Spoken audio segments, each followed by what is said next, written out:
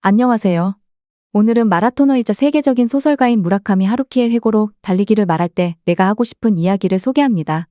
이 책은 하루키가 인생과 문학 그리고 마라톤을 통해 배운 깨달음을 솔직하게 풀어낸 특별한 이야기입니다. 책 제목 및 주요 내용 소개. 무라카미 하루키는 30년 넘게 전 세계 독자들에게 사랑받고 있는 작가인데요. 그를 세계적인 작가로 성장하게 만든 원동력 중 하나가 바로 달리기였습니다. 이 책은 하루키가 달리기를 시작하게 된 계기와 그로 인해 얻은 교훈들을 진솔하게 담아낸 회고록입니다. 하루키는 1979년 소설 바람의 노래를 들어라로 데뷔했는데 작가로서 집중력과 체력을 유지하기 위해 달리기를 시작했다고 합니다. 하루도 빠짐없이 달리기를 이어온 하루키는 이 책을 통해 달린다는 것이 그의 문학과 삶에 얼마나 깊은 영향을 미쳤는지를 이야기합니다. 하루키의 마라톤 여정. 하루키는 1982년부터 달리기를 본격적으로 시작해 지금까지도 25번의 마라톤 풀코스를 완주한 열혈 마라토너입니다. 소설 쓰기는 육체노동이다라는 그의 말처럼 소설을 쓰기 위한 체력과 지구력을 기르기 위해 달리기를 계속해왔다고 합니다. 그는 달리기를 하면서 어떻게 꾸준히 창작 활동을 이어갈 수 있었는지를 솔직하게 털어놓습니다. 문학과 달리기의 상관관계. 하루키에게 달리기는 단순한 운동을 넘어 자신의 삶과 문학을 성찰하는 중요한 도구였습니다. 만약 내가 달리지 않았다면 내 소설은 지금과 많이 달라졌을지도 모른다고 고백할 정도로 달리기는 그의 문학 세계에 큰 영향을 미쳤습니다. 특히 이 책은 문학을 꿈꾸는 사람들, 마라토너, 그리고 인생의 목표를 찾고 있는 이 시대의 젊은이들에게 큰 영감을 줄 수 있습니다. 하루키는 달리기를 통해 배운 인내와 꾸준함이 삶과 문학에 어떻게 적용되는지를 생생하게 보여주고 있죠. 책의 메시지. 하루키는 이 책에서 시간과 경쟁하는 것이 아니라 얼마나 자기 자신을 즐기며 완주할 수 있느냐가 중요하다는 메시지를 전달합니다. 결국 기록이나 성과보다는 그 과정에서 얻는 충족감과 성취가 중요하다는 거죠. 이 책은 하루키의 문학 인생을 돌아보는 동시에 달리기를 통해 얻은 삶의 지혜를 공유하는 매우 특별한 회고록입니다. 하루키 팬은 물론 자기 자신과의 싸움을 이어가는 모든 분들에게 강력 추천드리고 싶습니다. 이 책을 읽으면 아마 여러분도 달리고 싶어질 거예요. 그럼 좀 더 자세한 책 소개로 들어갑니다. 979번째 책 소개입니다. 책에서 일부 내용을 발췌하여 소개드립니다. 책 제목 달리기를 말할 때 내가 하고 싶은 이야기. 저자 무라카미 하루키. 출판일 2016년 12월 15일. 상상빌더 한 줄 요약. 달리기와 문학과 인생의 회고록을 알자. 책 소개. 하루키를 세계적 작가로 키운 건 마라톤이었다. 무라카미 하루키의 달리기를 축으로 한 문학과 인생의 회고록 달리기를 말할 때 내가 하고 싶은 이야기. 1979년 소설 바람의 노래를 들어라로 등단한 이래 연령과 국적을 불문하고 폭넓은 사랑과 지지를 받으며 세계적인 작가로 자리매김한 무라카미 하루키가 처음으로 펴낸 회고록이다. 달리는 소설가로 불리우는 하루키가 달리기를 축으로 인생과 문학에 대해 품고 있던 생각을 허심탄회하게 털어놓았다. 무라카미 하루키에게 계속 달린다는 것은 어떤 의미로 다가왔을까? 그가 느끼고 있는 것, 생각하고 있는 것을 처음부터 솔직하게 끌어내어 달리기라는 테마를 통해 정직하게 들려준다. 하루키는 전업 소설가로서 살아가고자 결심한 전후의 달리기를 시작했다. 이후 생활의 일부가 될 만큼 하루도 쉬지 않고 달리기를 이어왔다. 이 책에서는 하루키 데뷔 30주년에 즈음하여 어떻게 세계적 작가가 될 수 있었는지 그 시작과 진행 과정을 밝혔다. 장편 11권, 단편 소설집 15권을 비롯하여 90여 종의 작품을 발표한 무라카미 하루키가 세계적 작가가 될 수 있었던 원동력은 꾸준한 달리기였다. 작가로서의 삶을 살아가기 위해 처음 시작한 달리기는 하루키에게 강인한 체력과 집중력 그리고 지구력을 선사했다. 양장본. 무라카미 하루키를 세계적인 작가로 키운 힘은 달리기였다. 이 책은 마라톤과 문학에 관해 솔직히 말하는 회고록으로 달리는 것의 진정한 의미를 찾아가는 과정을 담고 있다. 본 회고록은 2005년 여름부터 조금씩 글을 쓰기 시작해 2006년 가을에 종지부를 찍었다. 달리기라는 신체 행위를 통해 개인적으로 얻은 깨달음과 이를 통해 문학 세계에 얼마만큼의 영향을 받았는지 등을 회고록 형식으로 진솔하게 들려준다. 저자 소개. 저자 무라카미 하루키. 현대소설가. 1979년 그의 나이 30살에 재즈 카페를 경영하며 틈틈이 쓴 바람의 노래를 들어라 가 군조신인상에 당선되어 작가의 길을 걷게 되었다. 1987년 상실의 시대 원제 노르웨이의 숲과 수백만 부의 밀리언셀러의 기적을 낳고 일본과 한국 독서계의 하루키 신드롬을 자아냈다. 일본에서는 일명 무라카미교의 신도가 생겨날 정도였고 한국에서는 쿨하고 이방인적 문화를 동경하는 젊은이들의 행동 양식에 하루키적이라는 말이 나돌 정도였다. 작품으로 태엽 감는 새일에서 사해변의 카프카 일, 이 어둠의 저편 등 10여 종의 장편소설을 비롯해 단편집, 에세이집 등 총 50여 권의 작품이 있다. 그의 작품들은 미국 유럽은 물론이고 외국 문학에 대한 배타적 성향이 강한 러시아와 중국을 포함한 세계 40여 개국에 번역 출간되어 베스트셀러가 됨으로써 하루키를 언어와 국경을 초월하는 세계적 작가로 떠오르게 했다. 2005년 뉴욕타임스는 아시아 작가로서는 드물게 하루키의 해변의 카프카를 올해의 책에 선정했다. 또 2006년에는 엘프리데 옐리네코와 헤럴드 핀터 등의 노벨문학상 수상자를 배출한 바 있는 체코의 프란츠 카프카 상이 수여되어 하루키의 문학적 성취에 전 세계가 주목하고 있음을 보여주었다. 책에서 얻은 내용. 달리는 소설가 무라카미 하루키의 최초의 회고록. 두 말이 필요 없는 작가 무라카미 하루키. 그의 최신간 달리기를 말할 때 내가 하고 싶은 이야기가 출간되었다. 하루키는 이 책에서 달리기를 통해 데뷔 30년을 맞은 작가의 문학관과 인생관, 내적 성찰들을 진솔한 어휘와 놀라운 통찰력으로 풀어내었다. 오늘날 약 40여 개의 언어로 번역되어 전 세계 독자들에게 작품이 읽히고 있으며 해마다 강력한 노벨상 후보로 거론되는 하루키는 마라토너로서도 유명하다. 그는 왜 많은 운동 중에 달리기를 선택했는가? 그리고 달리기가 그의 소설에 어떤 영향을 미쳤는가? 하루키는 이 책에서 그에 관한 이야기를 솔직히 털어놓았다. 마라톤 풀코스 25의 완주, 하루키는 왜 달릴까?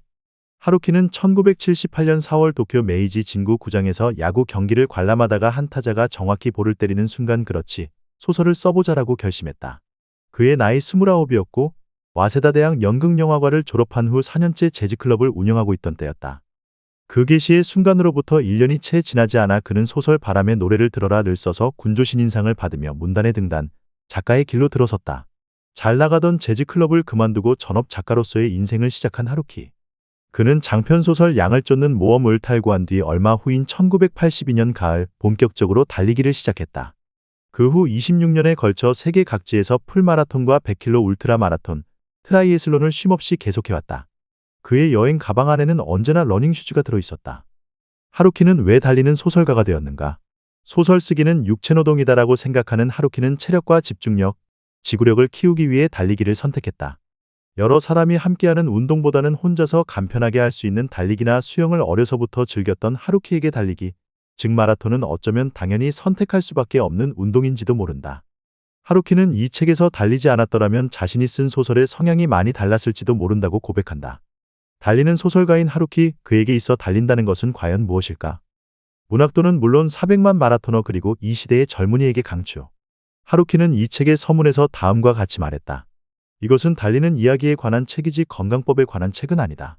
나는 여기서 모두 함께 매일 달리기를 해서 건강해집시다와 같은 주장을 떠벌리고 싶은 건 아니다라고. 그러나 이 책을 읽는 독자라면 누구나 읽는 것과 동시에 달리고 싶은 마음이 들 것이다. 하고 많은 운동 중에 무지막지하다라는 형용사가 잘 어울리는 마라톤과 트라이애슬론을 뛰는 하루키. 그가 그 힘든 42.195km를 달리며 얻는 것은 무엇일까? 달리기와 그의 문학은 어떤 상관관계가 있을까? 이와 같은 의문점을 가지고 책을 읽다 보면 하루키에게서 배워야 할 점이 무엇인지가 분명해진다. 그가 마라톤을 중심으로 그의 문학과 삶을 솔직하게 털어놓는 이 최초의 회고록에서 문학도는 문학에 대한 소신을 배울 수 있을 것이고, 러너라면 60이란 초로의 나이에 1년에 한 번은 마라톤 풀코스를 뛰는 하루키의 열정을 배울 수 있을 것이다. 그리고 큰 뜻을 품고 있는 젊은이들은 인생의 목표를 달성하기 위해 어떤 마음가짐과 실천의 지표가 필요한지를 깨달을 수 있을 것이다. 이 책은 하루키 최초의, 어쩌면 최후의 회고록이 될지도 몰라 그 의의와 가치가 적지 않다고 하겠다. 왜냐하면 좀처럼 자신의 사생활을 공개하지 않는 이 저자가 30년간의 작품 활동을 위한 고통스런 역정과 문학적 성취를 가능케 한 원동력으로서 혹독한 마라톤 단련의 고통을 극복하며 작가에게 필요 불가결한 체력과 집중력 그리고 지구력을 길러온 과정을 솔직하고 생생한 기록으로 남겼기 때문이다. 이 책은 달리기라는 행위를 축으로 한 일종의 회고록으로 읽어주어도 무방하다고 생각한다. 여기에는 철학이라고까지는 말하기 어렵다 해도 어떤 종류의 경험칙과 같은 것은 얼마간 포함되어 있다고 생각한다. 대단한 것은 아닐지 모르지만 그것은 적어도 내가 나 자신의 신체를 실제로 움직임으로써 스스로 선택한 고통을 통해 지극히 개인적으로 배우게 된 것이다. 누구나 공통적으로 잘 응용할 수 있는 범용성은 그다지 많지 않을지도 모른다. 그렇지만 무엇이 어떻든 간에 그것이 나라는 인간인 것이다. 어쨌든 나는 그렇게 해서 달리기 시작했다. 33살. 그것이 그 당시 나의 나이였다. 아직은 충분히 젊다. 그렇지만 이제 청년이라고 말할 수 없다. 예수 그리스도가 세상을 떠난 나이다. 스콧 피츠제럴드의 조락은 그 나이 언저리에서 이미 시작되고 있었다. 그것은 인생의 하나의 분기점 같은 것인지도 모른다. 그런 나이에 나는 러너로서의 생활을 시작해서 늦깎이이긴 하지만 소설가로서의 본격적인 출발점에 섰던 것이다. 나는 올겨울 세계의 어딘가에서 또 한 번 마라톤 풀코스 레이스를 하게 될 것이다. 그리고 내년 여름에는 또 어딘가에서 트라이애슬론 레이스에 도전하고 있을 것이다. 그렇게 계절이 순환하고 해가 바뀌어간다. 나는 또 한 살을 먹고 아마도 또 하나의 소설을 써가게 될 것이다. 어쨌든 나는 다시 한번 달리는 생활을 되찾았다. 꽤 착실하게 달리기 시작해서 이제는 제법 진지하게 달리고 있다. 그것이 50대 후반을 맞이한 나에게 무엇을 의미하는 것인지 아직도 잘 알 수 없다. 아마도 뭔가를 의미하고 있을 거라고 나는 믿고 있다. 별로 대단한 일은 아닐지도 모르고 대단한 분량이 아닐지도 모르지만 거기에는 뭔지 모를 깊은 의미가 내포되어 있을 것이다. 그렇지만 지금은 뭐가 어찌됐든 그저 한결같이 달리고 있다. 그 의미에 대해서는 나중에 다시 생각해보면 좋을 것이다. 나중에 다시 또 새로이 생각하는 것은 나의 특기 중에 하나이며 그 기술은 나이가 들수록 세련되어 간다. 운동화를 신고 얼굴과 목덜미에 선텐 크림을 듬뿍 바르고 시계를 맞추고 나서 거리로 나선다. 그리고 달리기 시작한다. 무역풍을 정면으로 얼굴에 받으며 두 다리를 가지런히 모으고 허공을 질러가는 백로의 모습을 올려다보며 그리운 러빙 스푼풀의 음악에 귀를 기울이면서 레이스의 기록을 단축시키지 못한다 해도 그건 뭐 어쩔 수 없지 않은가? 라는 생각을 달리면서 문득한다. 나는 나름대로 나이를 먹었고 시간은 정해진 만큼의 몫을 받아간다. 누구의 탓도 아니다. 그것이 게임의 법칙인 것이다. 강이 먼 바다를 향해 흘러가는 것과 마찬가지다.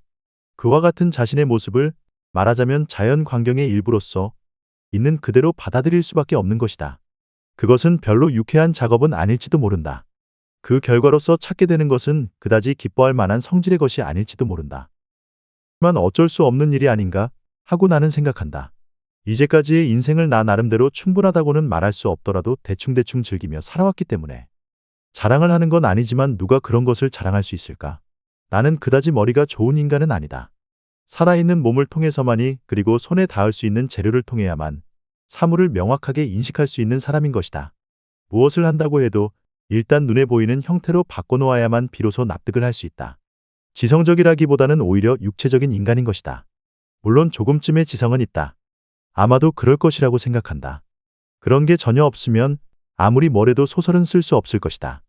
그러나 나는 머릿속에서 순수한 이론이나 도리를 조립해서 살아가는 타입의 인간은 아니다. 경험에 의하지 않고 논리적으로 생각해서 사물을 인식하는 이른바 사변을 연료로 해서 전진하는 타입의 인간도 아니다. 그보다는 신체의 현실적인 짐을 지우고 근육의 신음소리를 어떤 때는 비명을 지르게 함으로써 이해도의 눈금을 구체적으로 조금씩 높여가게 하여 가까스로 납득하게 되는 타입인 것이다. 말할 것도 없이 그러한 단계를 하나하나 밟아나가면 사물의 결론에 도달할 때까지 시간이 걸린다. 품도 든다. 때로는 시간이 너무 걸려 가까스로 납득을 했을 때는 이미 때를 놓쳐버리게 된 경우도 있다. 그래도 어쩔 수 없다. 그것이 애당초에 나라는 인간이기 때문에. 강물을 생각하려 한다. 구름을 생각하려 한다. 그러나 본질적인 면에 대해서는 아무것도 생각하고 있지 않다. 나는 소박하고 아담한 공백 속을, 정겨운 침묵 속을 그저 계속 달려가고 있다.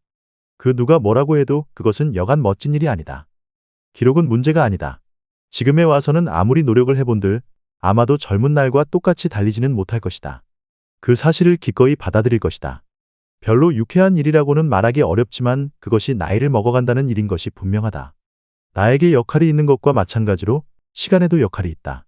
그리고 시간은 나 같은 사람보다는 훨씬 충실하게, 훨씬 정직하게 그 직무를 다하고 있다. 아무튼 시간이라고 하는 것이 생겨났을 때부터 도대체 그게 언제였을까? 잠시도 쉬지 않고 계속 전진해오지 않았는가? 그리고 요절을 면한 사람에게는 그 특전으로서 확실하게 늙어간다고 하는 고마운 권리가 주어진다. 육체의 감퇴라고 하는 영예가 기다리고 있다. 그 사실을 받아들이고 그것에 익숙해지지 않으면 안 된다. 중요한 것은 시간과의 경쟁을 하는 것이 아니다. 어느 만큼의 충족감을 가지고 42kg를 완주할 수 있는가? 얼마만큼 자기 자신을 즐길 수 있는가? 아마도 그것이 이제부터 앞으로의 큰 의미를 가져오게 되는 것이 아닐까. 수치로 나타나지 않는 것을 나는 즐기며 평가해 가게 될 것이다. 그리고 이제까지와는 약간 다른 성취의 긍지를 모색해 가게 될 것이다. 나는 기록에 도전하는 무심한 젊은이도 아니고 한낱 무기적인 한낱 기계도 아니다. 한계를 알면서도 어떻게든 조금이라도 오래 자신의 능력과 활력을 유지해 가려 하는 한 사람의 직업적인 소설가에 지나지 않는 것이다. 지금까지 상상빌더였습니다. 감사합니다.